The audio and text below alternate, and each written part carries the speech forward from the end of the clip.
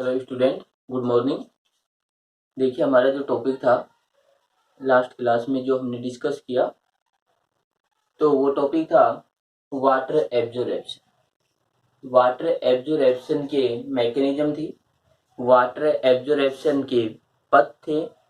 अब लास्ट जो water absorption में टॉपिक आता है कि फैक्टर अफेक्टिंग एब्जॉर्प्शन, कि एब्जॉर्प्शन जो है उस पर कौन कौन से फैक्टर हैं जो इफेक्ट डालते हैं, या फिर कहीं जो ऐसे फैक्टर हैं जिनके कारण वाटर एब्जॉर्प्शन हम ये कहें कि कम हो जाता है, या फिर कहें कि मोर देन अधिक हो जाता है, यानी लेस देन या मोर देन की जो प्रोसेस चलेगी वो किन फैक्टर्स के कारण चलेगी।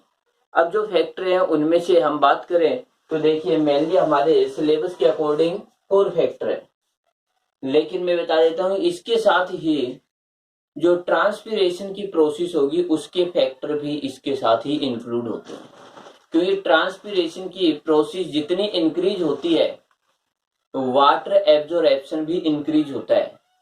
ट्रांसपिरेशन की प्रोसेस जितनी स्लो होगी वाटर एब्जॉर्प्शन भी स्लो होता है।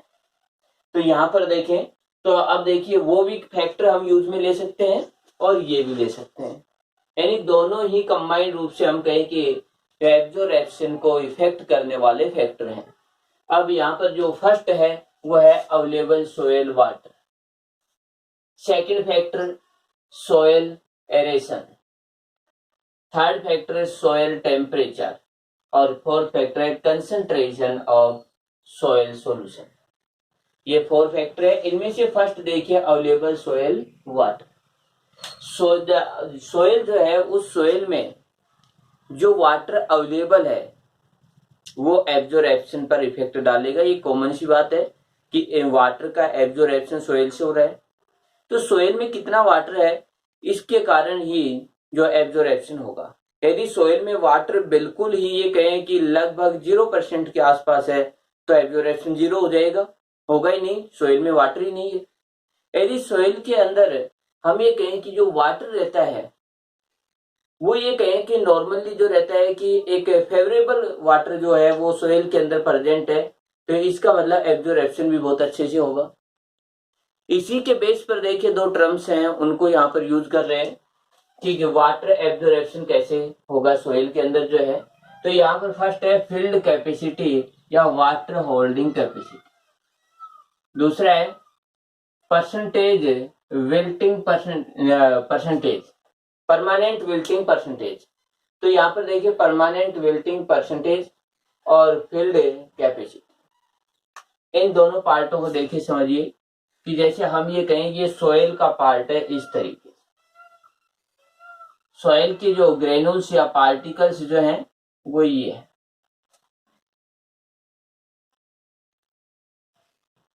हम इन सभी पार्ट जो है इनके अकॉर्डिंग हम शो करेंगे किस तरीके से जो वाटर है उसको एब्जॉर्ब किया जाएगा।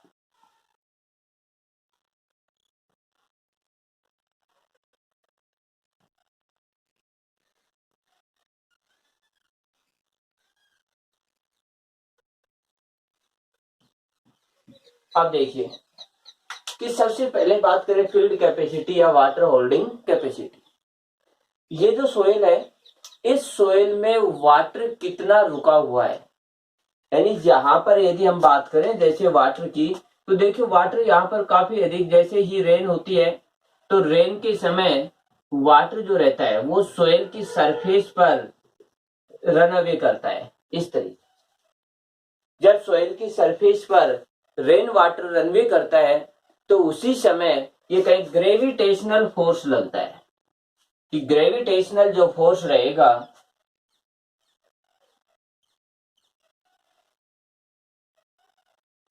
ग्रेविटेशनल फोर्स, तो ये जो ग्रेविटेशनल फोर्स है, इस ग्रेविटेशनल फोर्स के कारण वाटर सोयल के जो सेंटर की ओर या डीप की ओर जाएगा।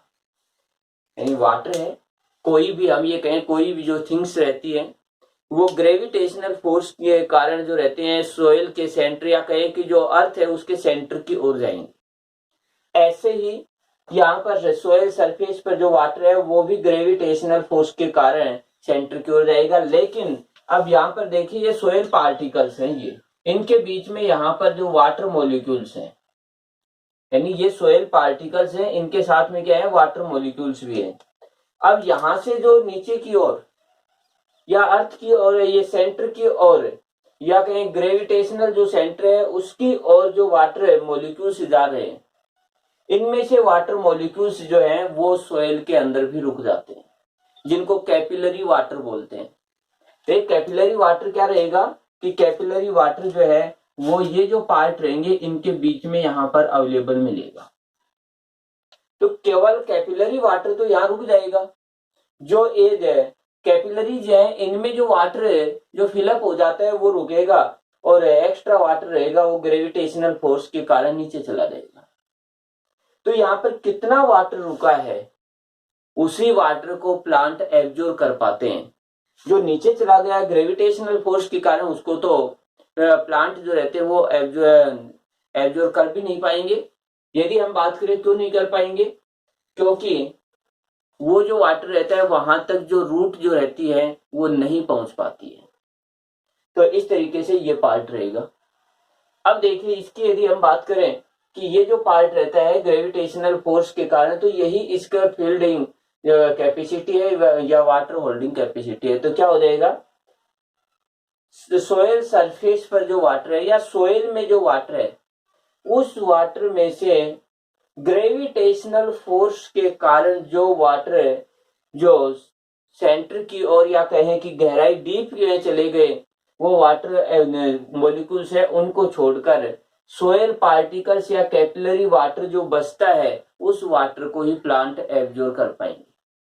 कैपिलरी वाटर जितना अधिक रहेगा एब्जॉर्प्शन उतना ही अधिक रहेगा, यदि कैपिलरी वाटर जितना कम रहेगा एब्जॉर्प्शन उतना ही कम रहेगा। देखिए इसको एक एक्सपेरिमेंट के थ्रू भी हम बता सकते हैं कि यदि हम एक्सपेरिमेंट करें, जैसे 500 ग्राम जो सोयल है, 500 ग्राम सोयल ली, हमने एक कीप लिया, देखिए इस तरीके से कि हमने ये कीप लिया, इस कीप के अंदर हमने लगाया फिल्टर पेपर इस तरीके से, और ये जो है फिल्टर पेपर लगा दिया।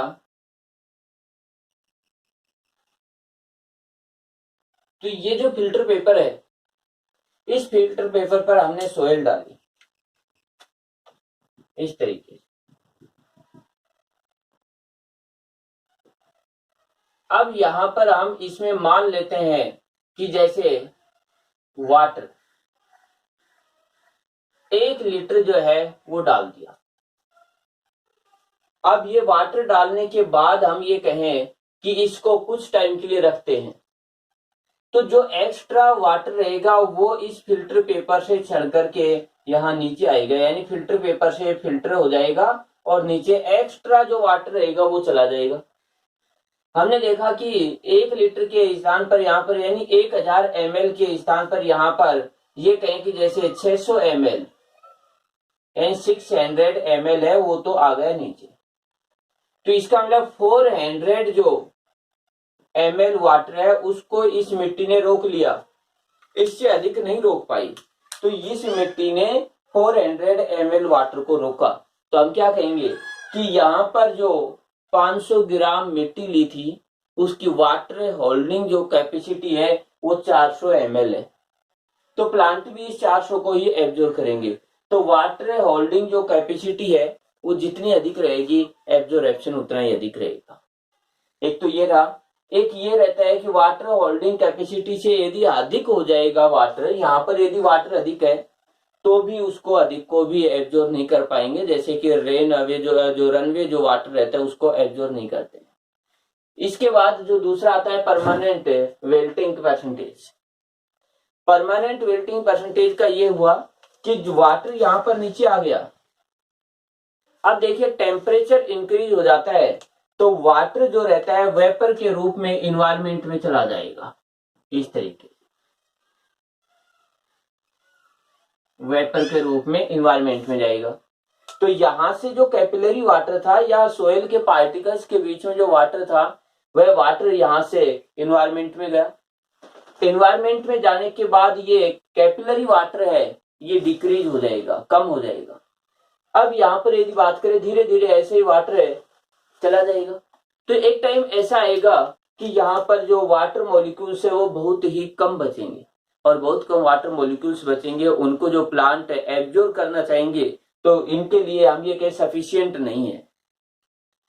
तो प्लांट की जो रूट है उनको जो है एक प्रकार से हम ये कहें जितना वाटर चाहिए उतना अवेलेबल नहीं हो पा रहा है। तो प्लांट के अंदर हम ये कहें कि एक प्रकार से जो सेल्स होती है फ्लैसिड हो जाएंगी, मुरझा जाएंगी एक प्रकार। जैसे ही सेल फ्लैसिड होंगी तो उस समय जो प्लांट है उसके अंदर है हम ये कहें उसकी बायोलॉजिकल प्रोसेस होती है वो भी रुक जाएंगी। लेकिन धीरे धीरे और भी अधिक वेपोरेशन हो गया तो वो फ्लैसिड जो होने का जो फंक्शन रहता है, या कहें जो सेल्स होती हैं वो परमानेंट फ्लैसिड हो जाएंगी, और परमानेंट फ्लैसिड होने के बाद फिर यदि सोइल में वाटर डाल दें उसके बाद भी वह प्लांट ग्रोथ नहीं कर पाएगा, यानी एक प्रकार से हम ये प्लांट की डेथ हो जाएगी। देखिए इसको ये समझे सिंपल सा कि मिट्टी के अंदर या सोइल के अंदर जो वाटर है वह वाटर धीरे धीरे कम होता जा रहा है, प्लांट धीरे मुरझाने लग जाता है, और एक ऐसा टाइम आता है कि प्लांट स्थायी हो जाता है, मुरझा जाता है। उसके बाद फिर मिट्टी में पानी डालने पर भी प्लांट है वो ग्रीन नहीं होता है, ग्रोथ नहीं कर पाता है। तो मिट्टी में कितना कम से कम, यानी ये कहें कि मिनिमम वाटर कितना होना चाहिए जिससे कि प्लांट परमानेंट जो विल्टिंग नहीं करे, मुरझाए नहीं, तो यहां पर उसको कहते हैं परमानेंट विल्टिंग परसेंटेज। तो ये हुआ कि सोयल के अंदर जो वाटर है कि सोयल में वह वाटर जो रहता है जिसके ऊपर प्लांट परमानेंट रूप से विल्टिंग हो जाता है, मुरझा जाता है, कि उसके बाद वापस ग्रोथ नहीं करेगा, उसको कहते हैं परमानेंट विल्टिंग परसेंटेज। यदि उससे कम हो गया तो प्लांट की डेथ ही हो जाएगी।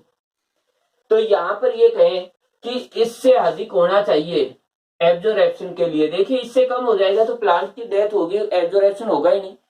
तो इससे मोर देन और इससे लेस देन, तो जैसे ही यहां से यानी परमानेंट विल्टिंग परसेंटेज से सोयल में वाटर फील्डिंग कैपेसिटी की और वाटर इंक्रीज होता है, वैसे ही एब्जॉर्प्शन की प्रोसेस भी इंक्रीज होती है। वाटर विल्टिंग जो परमानेंट विल्टिंग परसेंटेज से फील्ड कैपेसिटी या वाटर होल्डिंग कैपेसिटी की और जैसे जैसे वाटर को इंक्रीज करेंगे सोयल में, वैसे ही एब्जॉर्प्शन की कैपेसिटी है वो भी इंक्रीज होती जाएगी। इसके बाद देखिए अगला जो टॉपिक आता है सोयल एरेशन। सोयल एरेशन का मतलब ये जो पार्टिकल्स है सोयल के पार्टिकल्स, इनके बीच में एयर भी होनी चाहिए।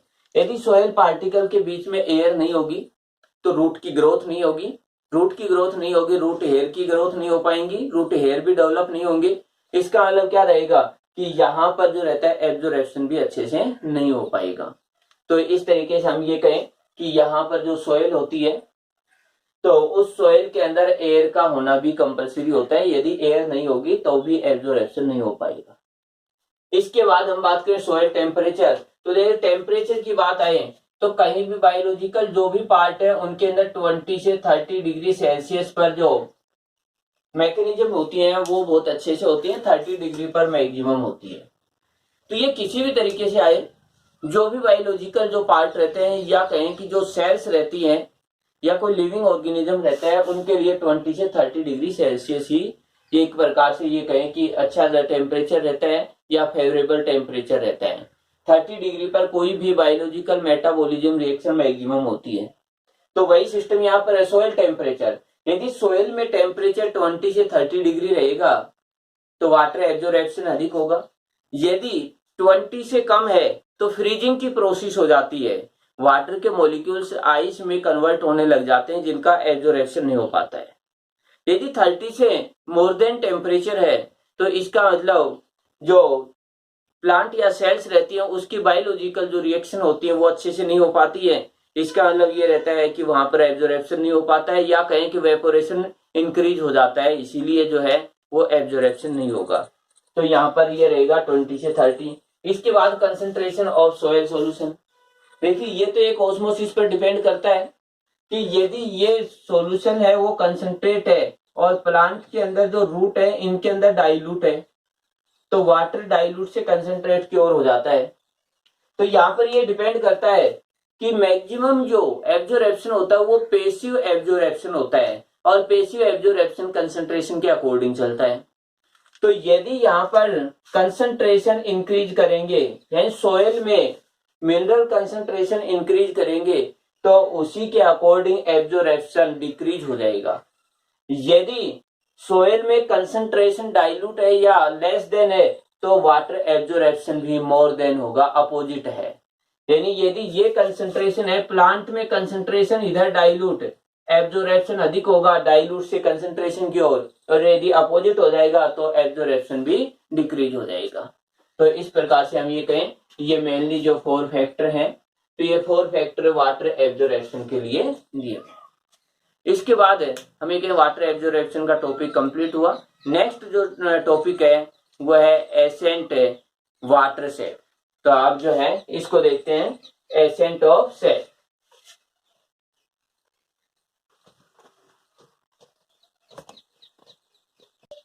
देखिए नेक्स्ट टॉपिक जो है ascent of sap. Ascent of sap की यदि बात करें तो पहले इसकी डेफिनेशन या मीनिंग देखें। तो देखिए कि हमने ये कहा कि जो रूट है, यानी ये एक प्लांट, इस प्लांट के अंदर ये पार्ट जो है रूट का हुआ, ये पार्ट इसका स्टेम, और ये जो स्टेम है इसकी हो जाती है ब्रांच, इस तरीके ये ब्रांचेज। और ये जो ब्रांचेज है, इन ब्रांचेज पर हम बात करें तो इन ब्रांचेज पर जो है लीफ, इस तरीके से ये पार्ट। तो यहां पर जो रूट ने जो वाटर एब्जॉर्ब किया है वह रूट के पास है। ये जो वाटर मॉलिक्यूल्स, यानी यहां पर सोयल, सोयल से इस रूट में, तो रूट के द्वारा जो एब्जॉर्ब वाटर है, उस एब्जॉर्ब वाटर को प्लांट के स्टेम, ब्रांच और लीफ, यहां तक इसको अपवर्ड साइड में पहुंचाना है, यानी अपवर्ड साइड के अंदर रिचेज करना है। अब देखिए ये अपवर्ड साइड में हम इसे पहुंचा रहे हैं। एक दूसरी तरफ एक ये रहता है ग्रेविटेशनल फोर्स, जो ऐसे लगेगा। यानी ग्रेविटेशनल फोर्स कैसे है,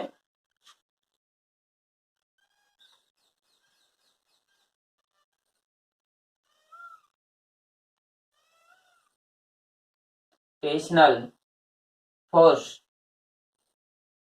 तो जो ग्रेविटेशनल जो फोर्स रहेगा, यदि हम इसकी बात करें, ये डाउनवर्ड है और वाटर जो है वो अपवर्ड है,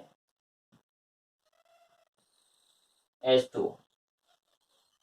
तो ये एक दूसरे के अपोजिट है। यानी ग्रेविटेशनल फोर्स प्लांट के एरेबिक पार्ट से रूट की ओर है, और वाटर जो है उसका मोमेंट है, हम बात करें रूट से एरेबिक पार्ट की ओर है, अपोजिट है। ग्रेविटेशनल फोर्स के अगेंस्ट वाटर जो है उसको ट्रांसपोर्ट किया जा रहा है, और ये जो ट्रांसपोर्ट करने की जो प्रोसेस है वही एसेंट ऑफ सेप है। देखिए एक बार फिर से ताकि इसकी डेफिनेशन आ जाए, कि हमने कहा रूट ने जो वाटर को एब्जॉर्ब किया वह रूट के पास है। अब इस रूट से प्लांट के जो एरेबिक पार्ट है, स्टेम है, ब्रांच है और लीफ है, यहां तक हमें इस वाटर को पहुंचाने की बात करनी है कि रूट से एरेबिक पार्ट या ब्रांच या टॉप पार्ट, पार्ट के जो प्लांट है उसके टिप पार्ट या टॉप पर कैसे पहुंच जाता है। और ये जब भी जाता है तो ग्रेविटेशनल फोर्स के अपोजिट जाता है, क्योंकि ग्रेविटेशनल फोर्स जो है अपवर्ड से डाउनवर्ड की ओर है, और वाटर जो है उसका मोमेंट डाउनवर्ड से अपवर्ड है, तो अपोजिट चलते हैं। इस प्रोसेस को एसेंट ऑफ सेप कहते हैं, कि रूट द्वारा एब्जॉर्ब जो वाटर है उसको ग्रेविटेशनल फोर्स के अगेंस्ट प्लांट के एरेबिक पार्ट जैसे स्टेम, ब्रांच एंड लीफ तक पहुंचाना या मूवमेंट करना ही एसेंट ऑफ सेप कहलाता है। इसके डेफिनेशन को देखिए एक बार, जो है the upward movement of water from root toward the tips of stem branch and their leaves is called ascent of sap. सीधा वही है कि जो वाटर मॉलिक्यूल्स हैं जो रूट ने एब्जॉर्ब किए हैं उनको स्टेम या ब्रांच तक अपवर्ड मूवमेंट करवाना ही जो एसेंट ऑफ सेप है। इसको हम ऐसे कह सकते हैं, water absorb by root reached aerial part of plant against gravitational force। Gravitational force के अपोजिट रूट द्वारा एब्जॉर्ब किए हुए वाटर को प्लांट के टॉप पार्ट पर या कहें कि एरियल पार्ट पर या ब्रांच और लीफ तक जो मूवमेंट करवाना या पहुंचा देना ही हम ये कहेंगे एसेंट ऑफ वाटर। तो ये तो इसकी डेफिनेशन। अब बात ये आती है कि इस वाटर को कौन सा टिश्यू यहां से यहां तक है मूवमेंट करवा रहे हैं, किस टिश्यू के द्वारा, किस टिश्यू के थ्रू ये यहां से यहां जाएगा। तो देखिए एक ऑब्जेक्टिव क्वेश्चन है ये भी, जाइलम के थ्रू, कि यहां पर जो वाटर का मूवमेंट होगा जाइलम के थ्रू होगा। अब ये एक एक्सपेरिमेंट किया गया कि ये जाइलम के थ्रू कैसे हुआ। इन जाइलम के थ्रू होता है या फ्लोएम के थ्रू होता है या कहें कॉर्टेक्स के थ्रू होता है या कहें कि दूसरे जो टिश्यू होते हैं जैसे स्क्लेन काइमा है, कोलेन काइमा है या फिर कहें कि पेरेंट काइमा, कोई भी पार्ट है किसके थ्रू ये जो वाटर है इसका मूवमेंट होता है। तो इसके लिए एक्सपेरिमेंट किया, उससे जो कंक्लूजन निकाला उससे ये हुआ कि ये जाइलम के थ्रू वाटर का मूवमेंट होता है। और ये जो एक्सपेरिमेंट है, अब देखिए ये एक्सपेरिमेंट किस तरीके से किया गया।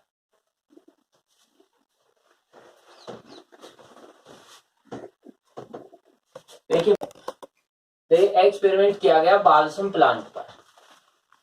अब बालसम प्लांट पर कैसे एक्सपेरिमेंट किया गया, अब इसको देखते हैं।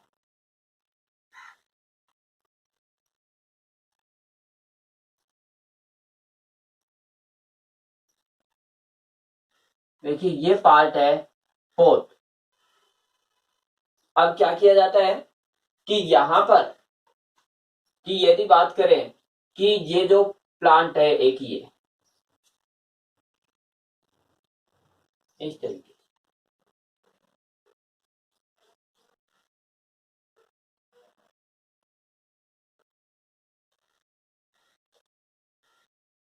जैसे ये जो है लीफ लगी हुई है इस तरीके। तो यहां पर देखिए कि ये जो प्लांट है यहां पर इसके रूट का पार्ट हो, यानी ये हुए रूट, स्टेम और ये हुई लीफ, ये हुआ प्लांट। अब ये जो प्लांट है, इस प्लांट जो है इस प्लांट को कुछ टाइम के लिए सैफ्रेनिन वाटर में डाला हमने, ये पोट या फिर हम ये कहें बीकर लिया और इस बीकर के अंदर हमने डाल दिया सैफ्रेनिन, और सैफ्रेनिन का कलर होता है वो है रेड। यहां पर हमने डाल दिया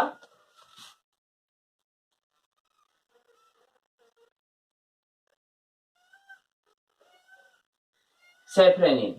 तो जो सैफ्रेनिन है इसका कलर रहेगा रेड। तो यहां पर देखिए जो सैफ्रेनिन है कलर इसका रेड है, इसको हमने एक बीकर में लिया। अब ये जो प्लांट है, ये प्लांट, इस प्लांट को हमने इस बीकर में या इस पोट में ट्रांसफर किया, कि इसको हमने यहां पर ट्रांसफर कर दिया। तो इस जगह पर इसको ट्रांसफर करते हैं इस तरीके,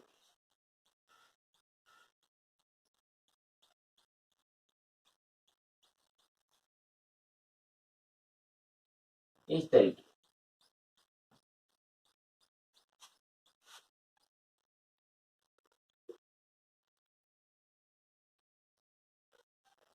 ये पार्ट रहेंगे।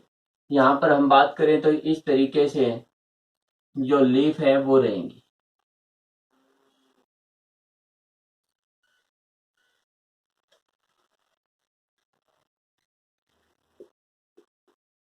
इस तरीके से, और ये जो पार्ट है ये इसका है वेन्स का।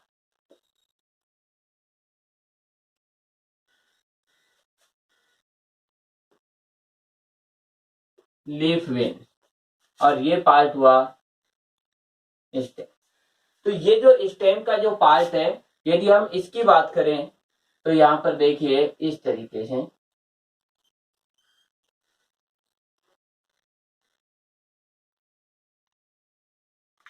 इस पार्ट जो है स्टेम पे, यदि इसकी बात करें तो इसमें एक पार्ट ये था जो जाइलम का था,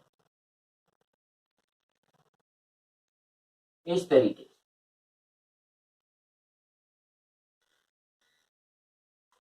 ये पार्ट है जाइलम। इसी के पास में दूसरा जो अदर पार्ट है, जैसे ये पार्ट है फ्लोएम।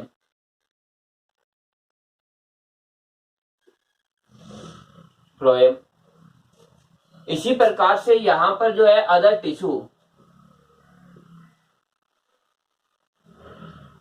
एंड जैसे स्क्लेरेंकाइमा हुआ, कोलेनकाइमा, ये अदर टिश्यू भी हैं इस प्लांट में। मेन रूप से हमें जाइलम और फ्लोएम की बात करनी है। तो इस तरीके से जाइलम है, फ्लोएम है, इस तरीके से ये पार्ट हुआ। इसी के साथ में जैसे फ्लोएम रहेगा इस तरीके से। आप देखिए ये सेफ्रेनिन जो है, सेफ्रेनिन वाटर के अंदर एक सॉल्यूशन है। तो यहाँ पर जब प्लांट है ये रूट से वाटर को एब्जॉर्ब करेगा, और जैसे ही वाटर जो है इसका एब्जॉर्ब करेगा तो ये सेफ्रेनिन यानी रेड कलर का वाटर है उसको एब्जॉर्ब करता है यहाँ पर। तो जो यहाँ पर जो वाटर हुआ ये कि ये वाटर आ गया इस जगह, तो यहाँ पर जो वाटर आया H2, इस वाटर का कलर भी रेड है सेफ्रेनिन के कारण। अब इसको 3, 4, 5 आवर्स के बाद जब देखा जाता है तब पता चलता है कि यहाँ पर जो ये लीफ है, इनकी जो विंस होती है, इन विंस के अंदर रेड कलर दिखाई देने लग जाता है। इन पार्ट्स में रेड कलर दिखाई देता है।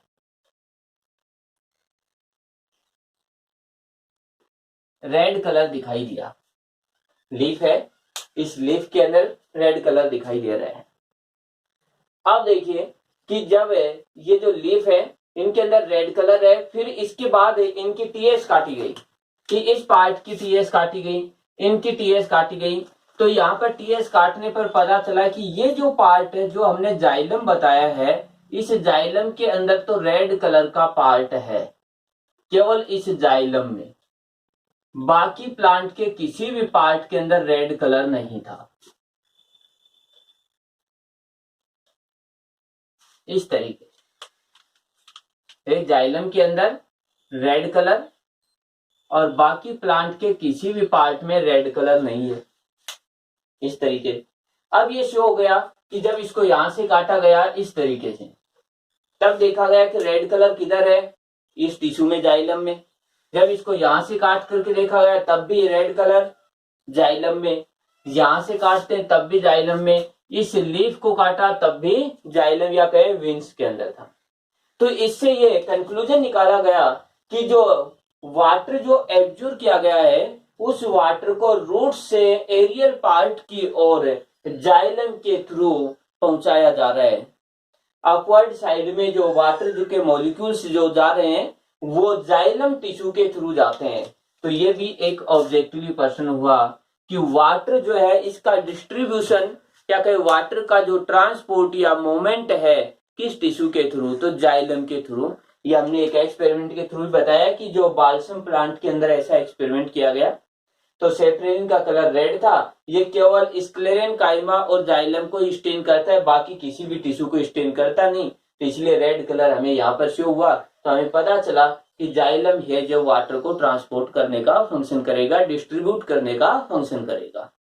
इसके बाद आता है कि इसके कुछ थ्योरी है, या जो कहें कि कुछ एक इस टाइप से जो है कंसेप्ट दिए गए कि ये कैसे जाता है, ग्रेविटेशनल फोर्स के अपोजिट कैसे वाटर जाता है। तो ये थ्योरी है, उनको जैसे नेक्स्ट क्लास के अंदर करते हैं।